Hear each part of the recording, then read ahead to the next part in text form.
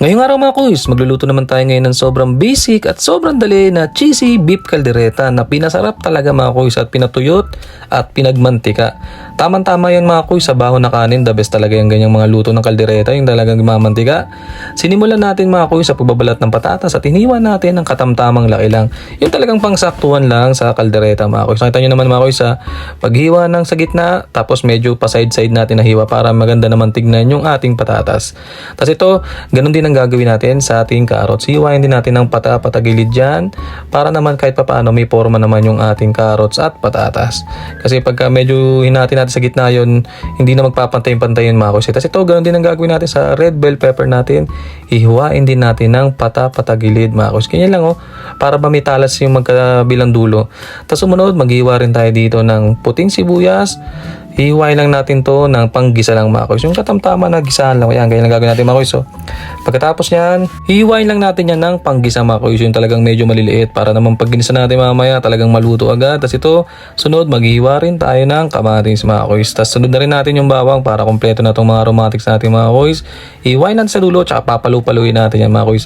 Yung ganyan diskarte, mas madali mong mahiwala yung balat dun sa bawang na laman mga kuys. Nakita nyo na yung mga kuys. So, kusang naghihiwa-hiwala yan mga kuys. Tapos, ang gagawin natin dyan, pipinuhin din natin yan mga kuys para maganda naman sa gisaan natin yung ating bawang at sibuyas dyan mga kuys. Tapos ito, papainit lang tayo ng mantika dito. Tapos pag medyo mainit na, lagay na natin dyan yung carrots at patatas natin. Tutustayin lang natin to mga kuys para naman pagka nilagay natin pang toppings mamaya talagang solid naman yan.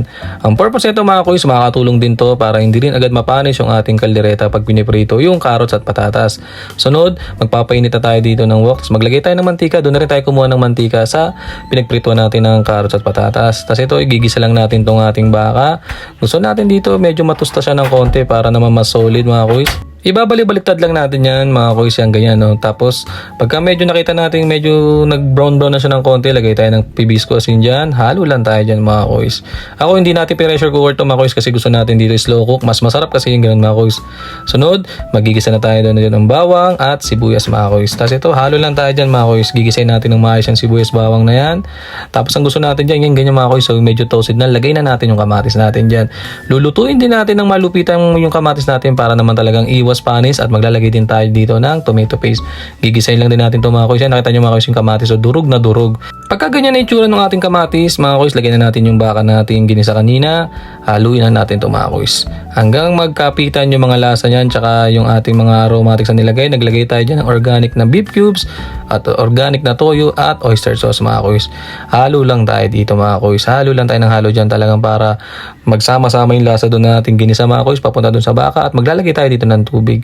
Kasi medyo malupitan tong ating pagpapalambot dito kasi medyo may katagasan yung baka na binili natin.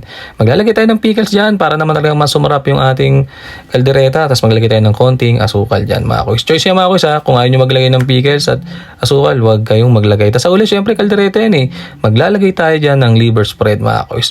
Isunod na rin natin dyan yung ating green peas. Mas masarap nga to kung may garbanzos pa kuys. Mas masarap yun, mas the best yun mga kuys Tapos pagkatapos yan, may kalambutan na yan, lagay na natin dyan yung pinirito nating patatas at carrots. Isunod na rin natin dyan yung red bell pepper at green bell pepper natin mga kuys. Tignan nyo naman mga kuys, ang ganda ng kulay.